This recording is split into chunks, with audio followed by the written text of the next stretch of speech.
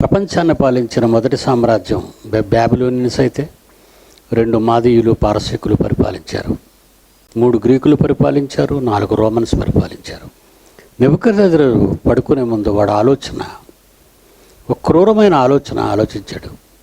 ఎందుకంటే వాడి పాలనలో ఒక విగ్రహాన్ని చేయించి దాన్ని మొక్కాలి అని, ఇంకా ఏ దేవుణ్ణి పూజించకూడదని భయంకరమైనటువంటి ఆయనకున్న చక్రవర్తిత్వాన్ని బట్టి ఒక ఆజ్ఞ సిఫారసు ప్రజల మీద ఒత్తిడి తీసుకొచ్చాడు. ప్రతివాడు ఆ విగ్రహానికి నమస్కరించాలి అని. అలాంటి దర్శనం దేవుడు వాడికి ఇచ్చాడు. వాడి మనస్సుకు దాని గురించి ఆలోచిస్తున్నాడు కనుక, నేను చనిపోయిన తర్వాత ఈ ప్రపంచాన్ని పాలించేవాడు ఎవడైనా ఉండడా, లేకపోతే నేను ఉండను కదా అప్పటికి అని, ఇలాంటి రకరకాలైన ఆలోచనలతో ప్రపంచాన్ని పాలించిన వాడికే భవిష్యత్తు మీద ఎన్నో ఆశలతో ఉన్నట్టు మనకు కనబడుతుంది ఆ దర్శనంలో, వాడు పొందిన దర్శనంలో.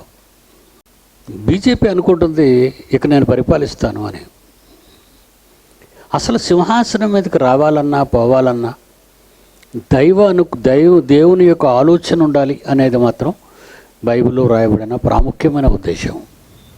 దేవుడు దాన్ని ఉద్దేశించి దానియేలు గ్రంథంలో ఒక మాట మాట్లాడాడు. 4వ అధ్యాయం దానియేలు గ్రంథం 26వ వచనం. సర్వోన్నతులకు దేవుడు మానవుల రాజ్యంపైన అధికారి అయి ఉన్నాడనియు, మానవుని రాజ్యముపై అధికారి అయి ఉన్నాడు. నువ్వు బీజేపీయో, నువ్వు కాంగ్రెస్ పార్టీయో, నువ్వు కమ్యూనిస్టు పార్టీయో, నువ్వు ఏ పార్టీ అయినా సరే అధికారానికి రావాలి అంటే సర్వేశ్వరుని ఆలోచన ఉండాలి నీ పట్ల.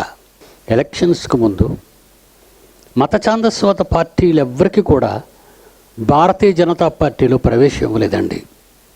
పాలిటిక్స్ తెలిసిన వారికి బాగా అర్థమవుతుంది ఇది. ఎప్పుడైతే పూర్తి మెజారిటీ వచ్చేసిందో ఇండియాలో భారతీయ జనతా పార్టీకి, మత ఛాందస్వాదులు అందరినీ కలిపేసుకున్నాడండి.